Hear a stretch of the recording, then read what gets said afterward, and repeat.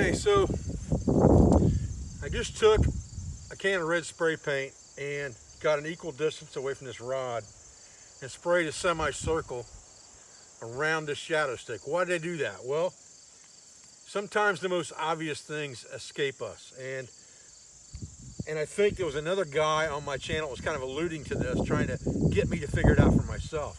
And it's very much like the shadow board. So by putting this semicircle on the ground, and that could have been just a stick drawn in the dirt that was a semicircle, in essence I've put a clock face on the ground. And if I know what time it is, knowing that 6 to 6 or 7 to 7, depending on, again, that amplitude of the sun, because we have about 12 or 13 hours of daylight, about 13 or 14 hours of daylight actually right now, about 7 to 7, sometimes 7 to 8:30, somewhere in that neighborhood. It just depends.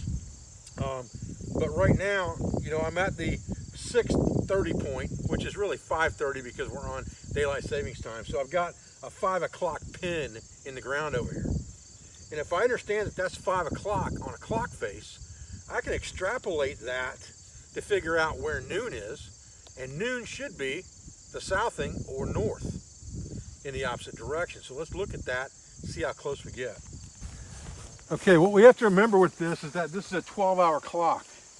So if that's our 5:30 or 5 o'clock, then we're going to have another 5 o'clock over here because we've got a 12-hour clock here. So it's going to go from 5 to 5.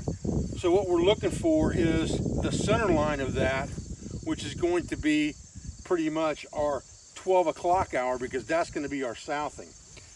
So if you figure 5 is here, 4, 3, 2, 1, 12 o'clock, 1, 2, 3, 4, 5 o'clock, and that's pretty much a straight line right here, just as a verification. So I'm going to say that's pretty close to a north line. It didn't take me very long to figure that out. So let's get a compass on that and see where that's really at. Okay, so to be honest with you, that's pretty much stupid accurate right there. I mean, that thing is almost dead nuts. Magnetic north. Now, of course, you've got some declination there, but that's for something that took that long. If I'd drawn a circle on the ground or pictured a circle on the ground, pictured it as a clock like I do with the shadow board, instead of thinking at it a different way like a shadow stick, always a student. That's what it's all about. Always a student.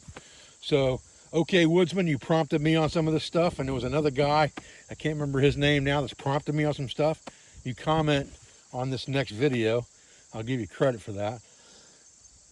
But yeah, sometimes it just takes looking at things a different way to figure out the easiest method.